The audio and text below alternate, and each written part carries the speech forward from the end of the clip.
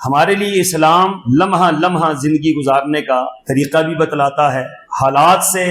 نبٹنے کا، حالات سے عہدہ برا ہونے کا، معاملات سے نکلنے کا سلیقہ اور طریقہ اسلام ہمیں بتلاتا ہے۔ اور یہ اہل ایمان کی بڑی خوش نصیبی ہے کہ اللہ نے قیامت تک کے لیے آپ کی رہنمائی قرآن پاک کے ذریعے کی، اور نبی آخر الزمان صلی اللہ علیہ وسلم نے اپنی احادیث مبارکہ کے ذریعے کی۔ حالات جیسے مرضی ہو جائیں، آپ کی رہنمائی کے لیے قرآن و سنت موجود ہے۔ دنیا کے لیے یہی بڑا مسئلہ ہے کہ یہودی ہیں، عیسائی ہیں،